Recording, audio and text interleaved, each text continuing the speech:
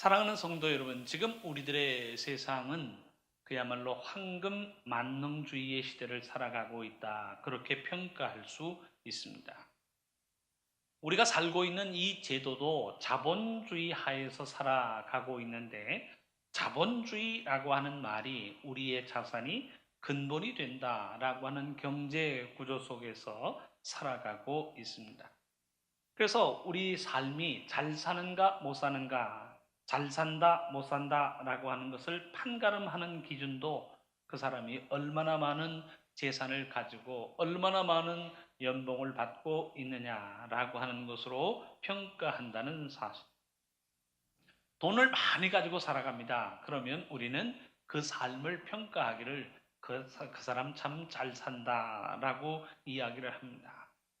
아이들이 돌잡이 하는 거 봐도요, 예전에는 뭐 청진기를 잡아라, 혹은 뭐 판사봉 그걸 잡아라 라고 하지만 요즘 부모님들은 알아요. 돈 올려놓고 돌잡이 할 때에도 다른 것 말고 돈 잡아라 라고 이야기를 합니다.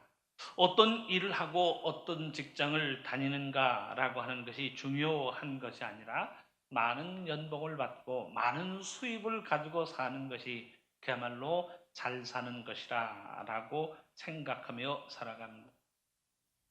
심지어 어느 유명한 목사님은요, 강단에서 그런 이야기를 합니다.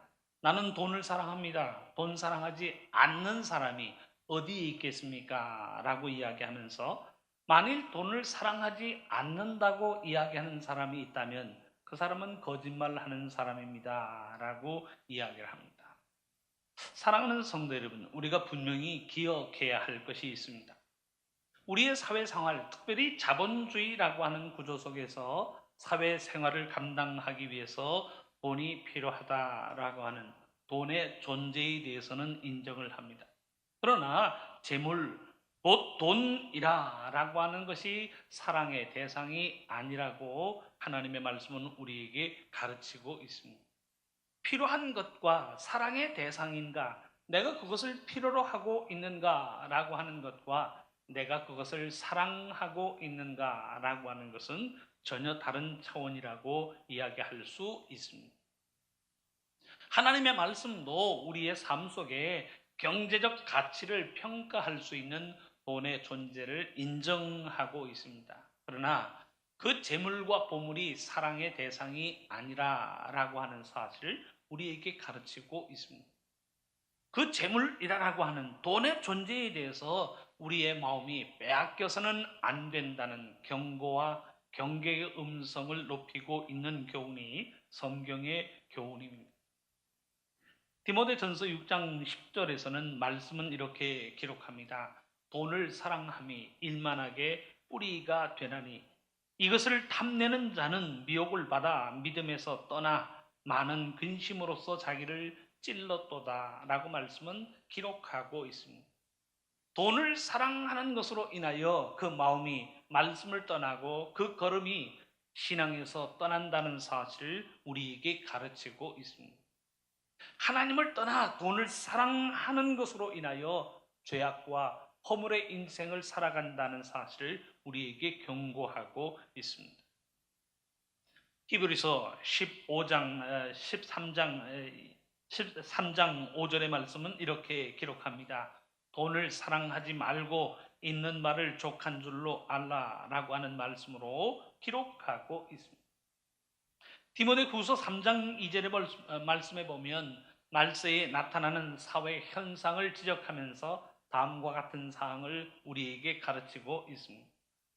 사람들이 자기를 사랑하며 돈을 사랑하며 자랑하며 교만하며, 돈을 사랑한다라고 하는 표현과 함께 돈을 사랑하지 말 것을, 돈을 사랑하는 것이 일만하게 뿌리가 된다는 사실을 우리에게 분명히 교훈하고 있습니다.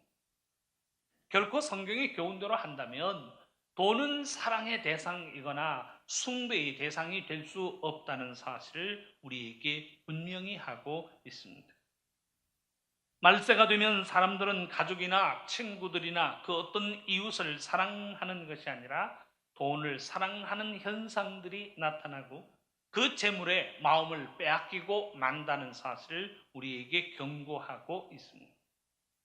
우정 때문에 돈을 포기하는 것이 아니라 돈 때문에 우정을 포기하는 시대가 말세의 시대라고 하는 사실을 우리에게 가르치고 있습니다. 그런데 사랑하는 성도 여러분, 오늘의 본문에서도 예수님은 우리의 보물, 우리의 재물에 대하여 이렇게 교훈하고 계십니다. 19절의 말씀을 보니까 보물을 땅에 쌓아두지 말라. 20절에 보니까 보물을 하늘에 쌓아두라. 21절에 보니까 내 보물이 있는 곳에 내 마음도 있다라고 하는 교훈과 함께 우리가 어떠한 재물관, 어떠한 경제관을 가지고 살아야 하는가라고 하는 사실을 우리에게 교훈하고 있습니다. 예수님이 재물 혹은 돈이라고 하는 직접적인 표현으로 말씀하시는 것은 아닙니다. 대신에 보물이라고 하는 단어를 사용하고 계십니다.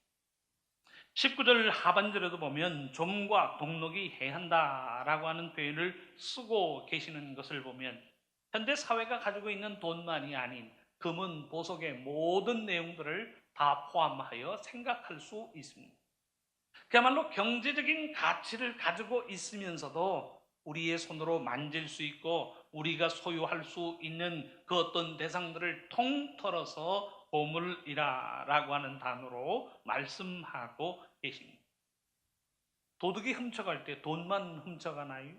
도둑이 훔쳐갈 때 금은 보석뿐만 아니라 값 나가는 모든 물건들을 훔쳐가게 되는데 그 경제적 가치를 가지고 있는 내가 귀하다고 생각하고 내가 보물이라고 생각하는 그 모든 것들에 우리의 마음이 빼앗겨서는 안 된다는 사실을 이야기하고 계십니다. 그러신 예수님께서 24절에서는 또 다른 단어를 사용하고 계시는데 곧 재물이라고 하는 단어를 사용하고 계십니다. 하나님과 재물을 겸하여 섬기지 못한다라고 하는 재물이라고 하는 단어를 원문에서 보면 앞에 나오는 보물이라고 하는 단어와는 다른 단어를 사용하고 계시는 분이 예수님이십니다. 이 원문에서 예수님이 재물이라고 하는 단어로 어떤 표현을 쓰고 계시는가라고 하는 것을 생각해 본다면 우리들의 삶 속에 경제적 가치를 가지고 있는 이 모든 금은 보화에 대하여 어떤 생각을 가져야 하는가라고 하는 것조차 우리에게 알려주고 있습니다.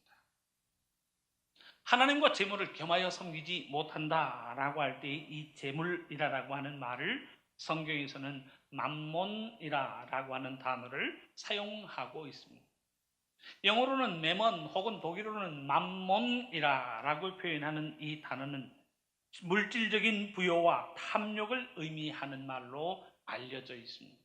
그러니까 구체적으로 우리의 손으로 만질 수 있는 경제적 가치를 가지고 있는 그 대상뿐만 아니라 그 대상을 사모하고 그 대상을 탐내는 우리들의 마음속에 있는 탐욕조차도 포함하고 있는 단어가 예수님이 경고하고 계시는 맘몬이라고 하는 단어의 개념입니다.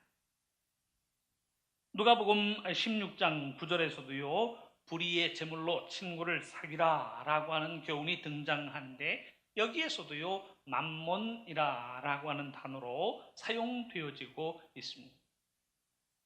어거스틴은 이 맘몬이라고 하는 단어를 해석하면서 이 맘몬이라고 하는 단어는 바알세불의 또 다른 표현이라고 하는 해석의 견해를 내어놓고 있습니다. 곧 여기서 이야기하는 재물이라고 하는 맘몬이라고 하는 단어는 우리의 손으로 쥘 수 있는 경제적인 어떤 가치의 물건만을 의미하는 것은 아닙니다. 물건을 쥐는 순간에 우리의 마음속을 지배할 수 있는 탐욕조차도 조심해야 된다는 사실을 예수님 말씀하고 계십니다. 소유를 가지는 순간에 내 마음속에 더 가지기를 원하고 더 많이 가지기를 원하는 그 탐욕 또한 생기는 것이니 그 탐욕조차도 조심할 것을 예수님 우리에게 말씀하고 계십니다. 성경에서 이야기하는 이 맘몬이라고 하는 단어는 긍정적인 의미의 단어가 아닙니다. 성경에서 이야기하는 조금 전에 인용했던 누가복음 16장에 보면 불의의 제물로 친구를 사귀라라고 하는 그 불의의 제물이라고 하는 말은 다른 사람의 돈을 훔쳐서 혹은 강도짓을 해서 그 깨끗하지 못한 돈으로 친구를 사귀라라고 하는 의미가 아니라는 사실. 만몬 자체가 부정적인 의미를 가지고 있다라고 하는 것을 전제하고 있습니다. 세상의 재물은 더러운 것이고 세상의 재물은 위험한 것이지만 그 위험한 것을 통해서라도 친구를 사귀라라고 하는 교훈을 우리에게 주고 있습니다. 이런 예를 들어볼 수 있을까요? 배설물 하게 되면 우리의 머릿속에는요 더러운 것, 그래서 오염 물질로 평가를 합니다. 그런데 그 배설물을 약으로 쓰는 경우도 있습니다. 그래서 무엇도 약에 쓰려고 하면 없다라고 하는 표현을 하잖아요. 요즘에는요 우리들의 삶 속에 배변을 통해서 그 사람의 건강을 체크하는 일들이 얼마나 중요하게 생각되어지는지 모릅니다. 그렇지만 그것을 깨끗하다고 생각해서 그것을 쥐는 사람은 아무도 없습니다. 그 근본 자체가 더러운 것이요 그 근본 자체가 버릴 수밖에 없는 물질이라고 하는 사실을 전제하고 있습니다. 성경에서 이야기하는 만몬, 보물이라고 하는 재물이라고 하는 단어가 그러한 의미를 가지고 있다는 사실. 예수님께서 우리의 삶 속에 물질, 재물을 이야기할 때 만몬이라고 하는 단어를 사용하고 계시는 이유가 무엇인가요? 이 물질 자체가 우리의 경계와 우리의 주의를 요하기 때문에 만몬이라고 하는 단어를 사용하고 계시다는 사실. 필요하다 하지만 숭배의 대상이 아니라는 사실. 필요성이 인정된다고 그 대상이 사랑의 대상이 아니라는 그 경계의 의미와 함께 예수님은 만몬이라고 하는 단어를 사용하고 계십니다. 사랑하는 성도 여러분, 하나님의 말씀에 대한 열정은 우리를 살리지만 만몬에 우리의 마음을 빼앗기는 것은 우리의 삶, 우리의 생명조차도 빼앗기고 마는 것이기에 예수님은 이 단어를 사용하시면서 우리의 삶 속에 재물에 대한 경계와 재물에 대한 경고를 함께 남기고 계십니다. 그래서 이 물질에 마음을 빼앗겨 버린 경우를 메모니즘, 곧 황금 만능주의라고 하는 말로 철학에서는 정의하고 있습니다. 이 황금 만능주의가 극단적으로 기승을 부릴 때면 사회적으로 나타나는 현상이 있다고 합니다. 첫째는 극단적인 이기주의가 판을 칩니다. 둘째는 유전무죄, 무전유죄의 현상이 나타난다고 합니다. 셋째는 부정부패의 고착화 현상이 나타난다라고 이야기하면서 이런 황금 만능주의의 정신이 만연한 세상을 천민자본주의의 시대라고 표현을 합니다. 막스 베버라고 하는 사람이 천민자본주의라고 하는 말을 사용하였는데 그가 지적하는 천민자본주의에 나타나는 현상은 다음과 같습니다. 학벌주의가 나옵니다. 스펙주의, 인간 상품화, 문화 후퇴가 이루어지면서 정경유착이 심해져 부정부패가 만연해진 거의 폐안에 접어든다. 자정 능력이 불가능에 가까운 자본주의가 천민자본주의다라고 하는 말로 정의하고 있습니다. 사랑하는 성도 여러분, 이 모습들이 우리들의 모습들이 아닌가라고 하는 생각을 던져봅니다. 극단적인 이기주의, 유전무죄, 무전유죄의 현상, 부정부패의 정신이 고착화되는 사회가 곧 우리들의 사회예요. 그야말로 자정 능력을 상실한 삶이 오늘 우리들의 삶이라는 사실을 우리는 부인할 수 없다는 사실. 이런 모든 문제와 현상이 어디에서 왔는가라고 하는 것을 거슬러 올라가 보면 결국 재물에 우리의 마음을 빼앗기고 재물을 숭배하고 재물을 사랑한 결과 오늘 우리들의 사회가 이런 모습에 이르게 되었다라고 하는 사실을 우리는 평가해 볼 수 있습니다. 예수님이 지금 하시는 말씀은 이런 만몬의 위험성을 우리에게 경고하시면서 하나님과 만몬을 겸하여 섬길 수 없다라고 하는 경고를 우리에게 남기고 계십니다. 사랑하는 성도 여러분, 그렇다고 우리가 오해해서는 안 된다고 믿습니다. 우리가 이 세상에서 믿음으로 산다라고 하는 것은 일체의 물질을 외면하고 산다라고 하는 것을 의미하는 것은 아닙니다. 아무것도 소유하지 말자, 돈을 벌기 위해서 일하지도 말자라고 하는 극단주의적인 생각과 모습을 이야기하는 것은 아닙니다. 그저 하루에 3끼 먹을 수 있는 그 최소의 의식주만으로 생활하자라고 하는 금욕주의의 주장을 남기고 계시는 것이 아니라는 사실. 오히려 오늘 본문에 보면 예수님은 더 적극적인 의미로 우리에게 교훈을 두고 계십니다. 보물을 땅에 쌓아두지 말라라고 말씀하시면서 땅이 아닌 하늘에 쌓아둘 것을 우리에게 말씀하고 계십니다.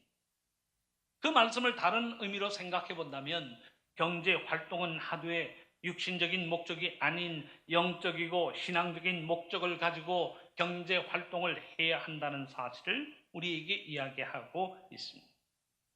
보물을 얻고 보물을 가지기 위해서 열심히 일하는 거예요. 그런데 그 보물을 땅에 쌓아두지 말고 하늘에 쌓아두라라고 하는 더 적극적인 의미로 예수님은 우리에게 말씀하고 계십니다. 그 내용이 19절 말씀과 20절 말씀에 기록되어져 있습니다. 너희를 위하여 보물을 땅에 쌓아두지 말라. 20절 보면 오직 너희를 위하여 보물을 하늘에 쌓아두라라고 합니다. 보물이 없어서 쌓아둘 것을 찾지 못하는, 쌓아둘 것에 관심이 없는 삶이 아니라 보물을 얻어서, 보물을 벌어서, 보물을 소유하여서 그 보물을 하늘에 쌓아두라라고 하는 적극적인 의미에서의 개념을 우리에게 가르치고 있습니다. 사랑하는 성도 여러분, 예수님의 교훈 속에서 보물을 하늘에 쌓아둔다라고 하는 의미가 어떤 의미인가요? 이 의미를 새기기 위해서 너희를 위하여 라고 말씀하고 계시는 예수님의 교훈의 의미를 먼저 마음속에 새겨야 할 줄로 압니다. 우리가 재물을 대할 때 어떤 생각을 가져야 하는가요? 이 재물이 지금 나를 살리고 있는가? 이 재물이 진정 우리를 살리고 있는가라고 하는 차원에서 접근해야 한다는 사실. 정말 무엇이 우리를 위한 일일까? 무엇이 우리를 살리는 일인가라고 하는 그 고민과 함께 재물을 대해야 한다는 사실을 말씀은 가르치고 있습니다. 하늘에 쌓아두기 위해서 다음 3가지의 제언을 하나님의 말씀과 더불어 나누기를 원합니다. 첫째는요, 재물을 대할 때 우리의 마음속에 탐욕을 버리고 대해야 한다라고 하는 사실. 제일 어리석은 인생이 어떤 인생인가요? 자신이 가지고 있는 소유, 자신이 가지고 있는 재물이 충분하지 않다라고 생각하는 데에서 탐욕이 우리의 마음속에서 자라기 시작합니다. 많은 것을 가지고 좋은 것을 가지고 있음에도 불구하고 내가 가진 것은 적당하지 않아, 좀 더 많이 있었으면 좋겠어, 좀 더 좋은 것이 있었으면 좋겠어 라고 생각하는 그 생각에서 탐욕은 시작되어진다는 사실. 충분하지 않다고 생각하니까 마음에 감사가 없는 거예요. 충분하지 않고 좋은 것이 아니라고 생각하니 마음에는요, 기쁨과 즐거움을 찾아볼 수 없다는 사실. 재물을 보고 감사함으로 시작할 때 그 재물을 통하여 행복을 맛볼 수 있는 것이지만, 재물을 보면서 충분하지 않다고 생각합니다, 좋은 것이 아니라고 생각할 때 그 마음에는 만몬이 되어서 우리의 마음속에 탐욕을 키운다는 사실을 우리는 기억해야 할 줄로 압니다. 탐욕을 가지고 있는 사람, 아무리 많이 가져도요, 기쁨과 만족을 마음속에 느끼지 못합니다. 하나를 가지면 둘을 가지고 싶어해. 둘을 가지면 열을 가지고 싶어하는 것은 인간의 탐욕. 만몬이 그 마음속에 자리하였기 때문에 가져도 배부르지 못하고, 소유하고 또 소유하여도 내 것은 모자란다라고 하는 생각밖에 마음속에 가질 수 없다는 사실. 부족하다고 생각하는데 남을 돕겠습니까? 부족하다고 생각하는데 하나님께 드릴 내용이 어디 있겠습니까? 부족하다고 생각하니 마음에는 감사를 찾아볼 수 없습니다. 부족하다고 생각하니 내 인생은 왜 이런가 라고 하면서 불평과 원망만 가질 뿐이지 감사를 찾아볼 수 없습니다. 꼭 더 있으면 감사할 것 같아요. 더 있으면 기쁘고 즐거운 것 같지만 더 가져도 또 더 많은 부분을 요구하는 것이 인간의 탐욕스러운 모습이라고 말씀은 경고하고 있습니다. 두 번째로 이 만몬에 사로잡힌 사람은요, 재물을 자기만을 위하여 사용합니다. 밥을 사도 자기만을 위하고 옷을 사 입어도 자기만을 위할 뿐입니다. 좀 더 범위를 넓힌다면 자기뿐만 아니라 자기 가족까지는 범위를 넓혀서 자식을 위하여 사주고 부모를 위하여 공개합니다. 그런데 이 범위를 넘어서게 되면 인색하기 짝이 없습니다. 분명히 자신과 가족들에게는 후하지만 남을 돕고 남에게 자선을 베푸는 일에는 인색하기 짝이 없는 모습으로 재물관을 가지고 살아가고 있습니다. 사랑하는 성도 여러분, 예수님을 찾아왔던 부자 청년 기억하십시오. 예수님을 찾아왔던 그 부자 청년의 문제가 무엇인가요? 성경이 기록하고 있는 그의 모습을 보면 그는 결코 다른 사람에게 베풀고 다른 사람에게 무엇인가 자비를 베푸는 그런 도움을 주는 삶이 아니었습니다. 다른 사람과의 관계성 속에서는요, 다른 사람에게 피해를 주지 않는다라고 하는 것으로 만족하던 사람입니다. 많은 재산을 가지고 있지만 그는 그저 십계명을 지키면서 자신만을 위하여 살며 자신만을 위한 재산으로 지켰던 사람이 예수님에게 나오고 있는 부자 청년의 문제였습니다. 그는 십계명을 지키는 것으로 만족합니다. 십계명의 내용을 보세요. 대인관계에 있어서는 하지 말라라고 하는 것뿐입니다. 도둑질하지 않고 강도짓하지 않고 다른 사람을 죽이지 않고 다른 사람을 탐내지 않습니다. 내가 다른 사람에게 주어야 할 몫에 대해서 자비를 베풀라, 선을 베풀라, 구제를 행하라. 하나님의 말씀 십계명은 우리에게 요구하지 않고 있습니다. 그러니까 내 것을 지키면서 다른 사람에게 해를 주지 않으면 그만이라고 생각을 합니다. 내 것을 내 것으로 지키고 우리의 것을 우리의 것으로 지키는 가운데 그는 마음속에 공허함을 느낍니다. 그러니 예수 그리스도에게 나와서 구원에 관한 질문을 던지고 있습니다. 예수님에게 나온 이 젊은이에게 예수님은 충격적인 요구사항을 던지십니다. 그 내용이 마태복음 19장 21절의 말씀입니다.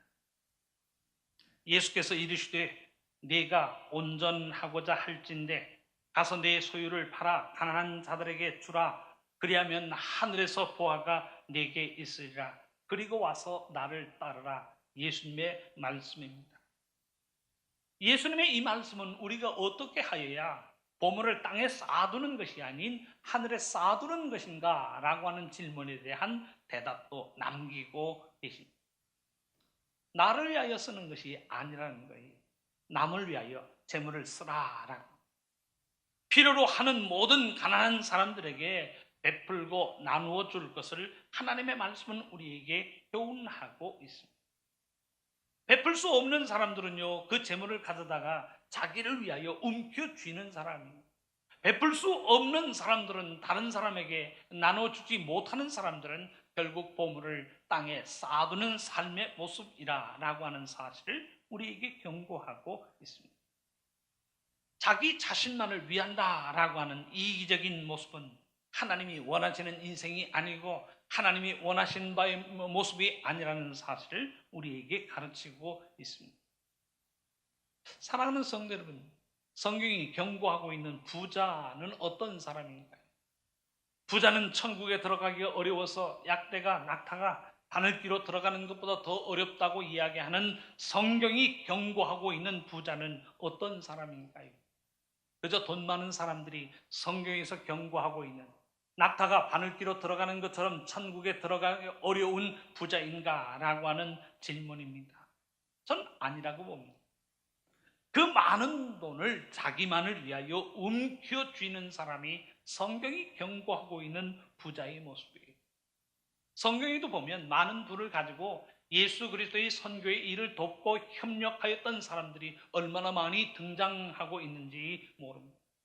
근데 많은 재산을 가지고 있음에도 불구하고 자기만을 움켜줍니다. 써도 자기만을 위하여 씁니다. 자기와 자기 가족만을 위하여 사용할 뿐이지 다른 사람을 위하여 나누고 베푸는 몫이 없는 인생이 성경에서 경고하고 있는 부자의 삶이라고 하는 사실. 이 부분을 들으면서 여러분들 나는 부자가 아니어서 다행이라 라고 생각하지 마세요. 나와 있는 GNP 기준으로 한다면 대한민국은요 세계에서 10번째로 잘 사는 나라입니다. 우리들의 문제는 많은 것을 가지고 있음에도 불구하고 나는 부자가 아니라고 생각하고 많은 것을 가지고 있음에도 불구하고 다른 사람을 위해서 내어놓을 몫이 없다라고 생각하는 내 몫은 적고 내 몫은 부족하다라고 생각하는 우리들의 탐욕의 문제라고 하는 사실을 하나님의 말씀은 우리에게 경고하고 있습니다. 부자와 나사로의 비유에서 부자는 자기만을 위하여 살았던 사람이에요. 남을 죽인 적이 없습니다. 남을 빼앗은 적이 없습니다. 다른 사람의 것을 도둑질한 적이 없는 사람이었습니다. 하지만 그의 문제가 무엇인가? 자기 문전에 살고 있는 거지 나사로에게요 따뜻한 밥 한 그릇 대접한 적이 없다라고 하는 것이 그 삶의 문제였습니다. 자기만을 위하여 사는 인생, 그 이기적인 인생이 결국 지옥불에 던져진다는 사실을 하나님의 말씀은 우리에게 가르치고 있습니다. 세 번째는 모든 물질이 사용되어지는 순간에 하나님의 시선을 기억하면서 물질이 사용되어져야 한다라고 하는 사실. 내게 어떤 수입이 주어질 때 그 수입이 무엇으로 인한 것인가, 그 수입이 어떻게 생겨지는 것인가 라고 하는 것을 하나님이 지켜보고 계신다는 사실. 내가 무엇인가 지출을 할 때 그 지출의 모든 내용들을 우리 하나님께서 지켜보고 계신다라고 하는 사실을 기억하라는 것. 하나님의 시선을 의식하면서 수입을 잡고 지출을 감당하라라고 하는 교훈을 하나님의 말씀은 우리에게 던져주고 있습니다. 그것이 헌금 생활이든 밥을 사 먹던 일이든 다른 사람에게 빌려주고 다른 사람에게 빌려오는 일이든 하나님께서 우리의 모든 경제적인 활동의 순간을 지켜보고 계신다라고 하는 사실을 기억하라라고 합니다. 저는 여러분들이 어떠한 모습으로 경제활동을 감당하며 사는가라고 하는 것을 일일이 알지 못합니다. 제가 간섭하고 싶은 마음도 없어요. 여러분들이 직장에서 열심히 일한 결과 헌금도 하고 친구들과 사귀고 가정의 모든 살림들을 꾸려가는 것으로 저는 그렇게 믿고 있습니다. 그런데 그 세세한 수입과 지출의 목까지 지켜보고 계시는 분이 우리의 하나님이시라라고 하는 사실을 꼭 기억하시기를 바랍니다. 부정한 수입이 있는지 없는지라고 하는 것 저는 모릅니다. 그런데 하나님이 아세요. 부끄러운 지출이 있는가 없는가라고 하는 것을요 저는 모릅니다. 알고 싶은 마음도 없어요. 그런데 하나님께서 우리의 삶의 모든 지출을 헤아리고 계신다라고 하는 사실을 꼭 기억하시기를 바랍니다. 성경에 아나니아와 삽비라가 나옵니다. 아나니아가 삽비라가요 하나님께 드리기로 약속한 목 중에 일부를 챙겨 감추어 두고는요 나머지의 것을 하나님께 드리고 있습니다. 아나니아와 삽비라는 아무도 모를 것이라고 생각을 하였습니다. 아무도 모를 것이라고 생각했는데 그의 모든 행동을 하나님은 지켜보고 계셨습니다. 아간도 아무도 눈치채지 못하는 수입이 있었습니다. 사람들은 몰랐지만 하나님은 알고 계셨습니다. 하나님이 알고 계시고 보고 계셨기에 하나님께서 아간과 그의 가문에 벌을 내리고 계시는 것이 성경의 교훈이 아니던가요? 사랑하는 성도 여러분, 우리가 이 땅 위에서 살아갈 때 어떤 경제 활동을 하든지 내가 들어오는 모든 수입도 내가 지출하는 모든 내용들도 하나님께서 지켜보고 계신다는 하나님의 시선을 의식한다면 우리는 법대로 양심대로 그리스도인의 말씀대로 하나님께서 우리에게 주신 말씀대로 경제 활동의 모든 내용들을 감당하게 될 줄로 믿습니다. 그런데 왜 사고가 생기나요? 나의 모든 수입과 나의 모든 지출을 지켜보고 계시는 하나님의 시선을 의식하지 못하기 때문에 모르시겠지, 받습니다. 이거 괜찮겠지 하고 지출합니다. 그 모든 수입과 지출을 하나님이 지켜보고 계시는 하나님의 시선을 의식하는 것이 우리 그리스도인들이 간직해야 할 경제 활동의 기본이라는 사실을 말씀은 가르치고 있습니다. 사랑하는 성도 여러분, 누가복음 12장에 보면 한 사람이 나와서 유산 분배 문제로 예수님께 요청을 하고 있습니다. 아마 아버지가 유산을 남겼는데 형이 혼자서 모든 것을 다 독식한 것으로 보여집니다. 그러니 동생이 나와서 이 예수님에게 형이 아버지의 유산을 나로 좀 나누게 해달라라고, 유산의 전부를 찾게 해달라라고 하는 것이 아니라 형과 내가 유산을 나누게 해달라라고 하는, 어찌 보면 정당한 몫의 요구로 들려지고 있습니다. 예수님에게 이야기하기를 내 형을 명하여 유산을 나와 나누게 하소서라고 요구를 합니다. 그때 예수님께서 이 사람에게 이런 답변을 남기고 계십니다. 누가복음 12장 15절의 말씀이, 이 사람은 정당한 몫이라고 생각하고 아버지의 유산 중에 형의 몫이 있고 동생의 몫이 있을 텐데 그 정당한 몫을 요구를 한다고 생각하고 예수님에게 도와달라라고 SOS를 쳤던 거예요. 그런데 이 사람에게 행하는 예수님의 답변이 누가복음 12장 15절의 말씀에 기록되어 있습니다. 삼가 모든 탐심을 물리치라. 사람의 생명이 그 소유에 넉넉한 데 있지 아니하니라 라고 말씀하고 계십니다. 어찌 보면 이 동생이 형으로 하여금 나와 아버지 유산을 나누게 해달라라고 하는 것이 정당한 것처럼 보입니다. 그런데 예수님께서 하시는 말씀은 내 삶과 모든 탐심을 물리치라 라고 하면서 사람의 생명이 그 소유에 넉넉한 데 있지 않다라고 하는 사실로 답변하고 계십니다. 사랑하는 성도 여러분, 한 가지 분명한 것이 있습니다. 이 세상 사는 모든 사람들이요, 마음속에 물질에 대한 탐욕, 만몬에 대한 탐욕을 버릴 수 있다면 이 세상에요, 싸움은 일어나지 않습니다. 가정에서 싸움이 일고 교회에서 싸움이 일고 하는 모든 근본에는 그 마음속에 물질에 대한 탐욕이 자리하고 있다는 사실을 우리는 부인할 수 없습니다. 강도짓 한 사람 잡아서 왜 강도짓을 했느냐? 유흥비 마련을 위해서. 도둑질 한 사람, 죄를 범한 사람, 다른 사람에게 해를 주는 사람, 사기치는 사람, 모든 사회학의 근본은 유흥비를 마련하기 위해서 돈에 대한 탐심을 이야기합니다. 돈에 대한 탐심을 버리지 못하니 사람에게 나아가 도둑질을 합니다. 강도짓을 합니다. 나라와 민족 간에 전쟁이 일어나고 있다는 사실을 우리는 부인할 수 없습니다. 재물에 대한 탐심이 나를 지배하면 하나님이 멀어질 수밖에 없다는 사실을 가르치고 있습니다. 재물에 대한 탐심, 만문에 대한 탐심을 이겨야 하나님을 섬기는 자로 그 마음속에 말씀과 하나님의 영이 존재한다는 사실을 우리에게 가르치고 있습니다. 너희가 하나님과 재물을 겸하여 섬길 수 없다라고 하는 오늘 본문 예수님의 말씀을 마음속에 새기는 시간들이 될 수 있기를 바랍니다. 그 하나님의 말씀과 더불어 한 점 부끄럼 없는 우리 그리스도인들의 경제적 삶이 될 수 있기를